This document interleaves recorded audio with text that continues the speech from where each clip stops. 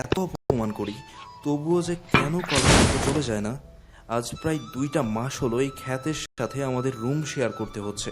প্রিন্সের বাচ্চাও কেন একে ভর্তি করিয়ে নিয়েছে। মন চাই শালাকে পুঁতে ফেলি। আকাশ, বাদ দে। প্রিন্সিপালকে পুঁতে ফেললে হয়তো নতুন প্রিন্সিপাল আসবে, কিন্তু এই খ্যাত তো থেকেই যাবে। তাছাড়া ওই বুইড়া বেটাকে মেরে কেন শুধু শুধু আমাদের এক্স গ্যাংয়ের নাম নষ্ট করব? হ্যাঁ, ঠিক বলেছিস রাতুল। এই ওই দেখ, হোস্টেল থেকে বের হয়েছে। বলে সবাই হা হা করে হেসে উঠল। কলেজ হোস্টেল থেকে বের হয়ে সামনের দিকে হাঁটতে লাগলাম। এমন সময় হুট করে কোনো কিছুর সাথে উষ্টাকে মাটিতে পড়ে গেলাম। মাথা একটু উপরে তুলে দেখলাম আকাশ, শিহাব আর রাতুল দাঁড়িয়ে। তাই কিছু না বলে উঠে টি শার্ট আর প্যান্ট জেরে উঠে ওদের পাশ কাটিয়ে চলে আসতে নিব, অমনি আকাশ আমার টি শার্টের কলার চেপে ধরে। ভাই, কি হয়েছে? আমার সাথে এমন করছেন কেন?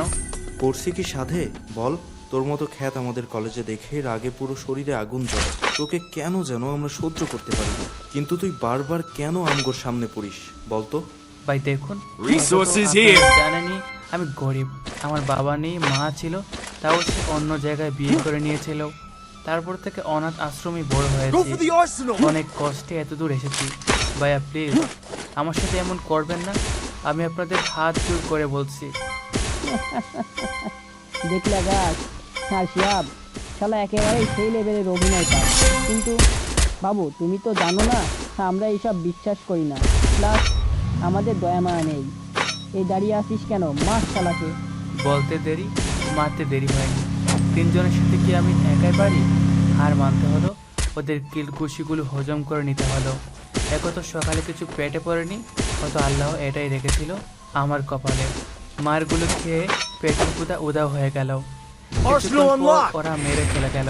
এটা নতুন কিছু নয়, প্রায় 2 মাস ধরে ওদের অত্যাচার সহ্য করছি। উঠতে গেলাম কিন্তু পারলাম না, আবার পড়ে গেলাম। অনেক কষ্টে উঠে ক্যান্টিনে গেলাম। ক্যান্টিনের কোনার একটা বেঞ্চে বসে মাথা নিচু করে বসে আছে আর নিজের চোখের পানি ফেলছি। এমন সময় অনুভব করলাম মাথার সামনে কেউ একজন দাঁড়িয়ে আছে। মাথা তুলে সামনে দেখলাম আমার ক্লাসের একজন, নাম সাব্বির। সবাই এত মারে, অপমান করে। বুঝবেন না ভাই, এটাই দুনিয়ার গরিবের পার্থক্য। নাম ধরে ডাকবি, বুঝলি? এটা কিভাবে হয় ভাই? ওকে না বললাম নাম ধরে ডাকবি? কিন্তু আমি তো আপনাকে চিনি না, নামও জানি না, শুধু আমাদের ক্লাসই দেখেছি। ও সরি, আমারই ভুল, আমার তো মনেই নেই। শুন, সাব্বির বলেই ডাকবি। আর তোর নাম কি? আমার নাম তৌফিক। ভালো। শুন, মুখ থেকে রক্ত বের হচ্ছে। এমনি ঠিক হয়ে যাবে। এই ছেলেগুলো কেন আমার সাথে এমন করে? আমি তো ওদের কোনো ক্ষতি করিনি, তবে কেন আমার সাথে এমন করবে? গরিব এতিম বলে, আসলে ওরা কে জানিস? এরা হলো ডাকাইয়া মাফিয়া কিং, শারনের লোক। কি? শারন? কি হলো, তুই শারনের নাম শুনে এমন করলি? তুই শারনকে চিনিস? চিনব না মানে? কি বলিস তুই এসব? শারন তো আমাদের গ্রামের বাচ্চারাও চেনে, আর তুই বলছিস আমি চিনব না? খুব খারাপ লোক। এই চুপ, আসতে কর। এসব কথা তোরে বলতে নেই, জানিস তো দেয়ালেরও কাজ আছে। তুই শুনে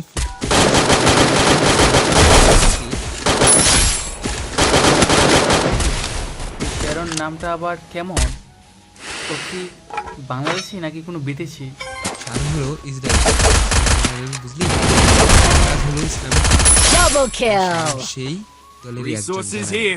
ও, কিন্তু এরা বাংলাদেশে কেন এসেছে সেটা জানি না, তবে শারন এখানে পালিয়ে এসেছে, বুঝলি? আর নিজেই নিজের সাম্রাজ্য তৈরি করেছে। হ্যাঁ রে, জানি। আমার চেয়ে কেউ ওকে ভালো করে চেনে না, মনে মনে বলছে। আচ্ছা শোন, আমি তাহলে মেসে ওখানে ফার্স্ট এইড বক্স আছে, ওখান থেকে ড্রেসিং করে নিব। ঠিক আছে, যা। মেসে আসতেই পড়তে হলো শালা ওদের সামনে। কিরে, শুনলাম তোর নাকি বন্ধু হয়েছে একজন? না ভাই, এমনি ওই ভাইটা আমাকে হসপিটালে নিতে চাইছিল, আমি যাইনি। আর শোন, তোর আজ একটা কাজ আছে। আমাদের এখানে তাদের স্পেশালভাবে বিরিয়ানি রান্না করবি। কিন্তু ভাই, এত রান্না কিভাবে? কাউকে তো সাহায্য করতে হবে। হ্যাঁ তাকে আমি বা ওর সাথে সাহায্য করবো। আর শোন, এদিকে কাউকে বলবি না, আর যদি বলি শালা তোকে এখানে পুঁতে ফেলবো। তুই তো হলি ইতিম, তোকে মারলে কেউ খোঁজ নিতে আসবে না, আর আসলেও শালা তাকেও পুঁতে ফেলবো। ভাই সেসবের দরকার নেই, আমি সব ব্যবস্থা করছি। আর বাজার নেই, টাকা দিন, বাজার করে নিয়ে আসি, তারপর রান্না। এই নে টাকা, যা খুব দ্রুত আসবি।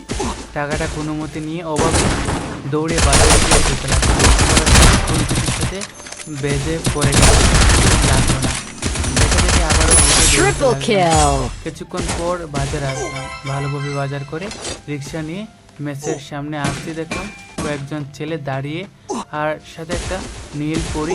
দেখি ক্রাশ খেলাম, তবু নিজেকে কন্ট্রোল করে বাজারের ব্যাগগুলো নামাতে নিব, অমনি পিঠে খুব জোরে কেউ আঘাত করে, যে রিক্সার উপর হুমড়ি খেয়ে পড়ে যায়।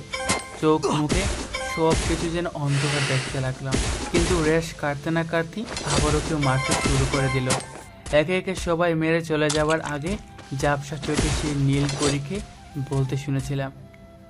আর যা বুঝলাম, বাজারে যাওয়ার আগে যার সাথে পড়ে গেছিলাম এবং সরি না বলে চলে এসেছিলাম, ফটোশ্যুট নিয়ে গেছে। আস্তে আস্তে চোখগুলো কেমন যেন বন্ধ হয়ে আসলো। চোখ খুললাম, থেকে কোনো একটা রুমে দেখতে পেলাম। এটাকে রুম বললে ভুল হবে, এটা কোনো একটা কুঠির ঘর, মাটির দেওয়াল আর টিনের ছাউনি। একটু পর একটা লোক ঘরে প্রবেশ করে দৌড়ে আমার কাছে এলো। তারপর বাবজান, এখন কেমন লাগতেছে? জি চাচাজান, আমি এখন একটু ভালো বোধ করছি, কিন্তু পিঠে আর শরীরে খুবই ব্যথা। আর ঠিক আছে,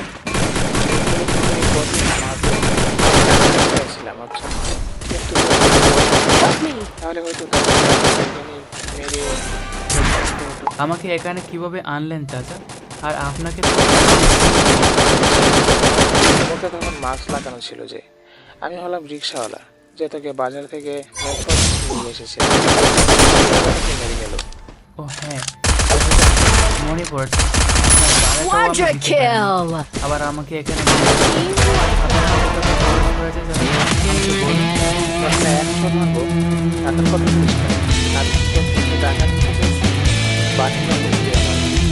তোর মতো আমার একটা ছেলে ছিল, ওই কলেজে পড়তো, কিন্তু ওই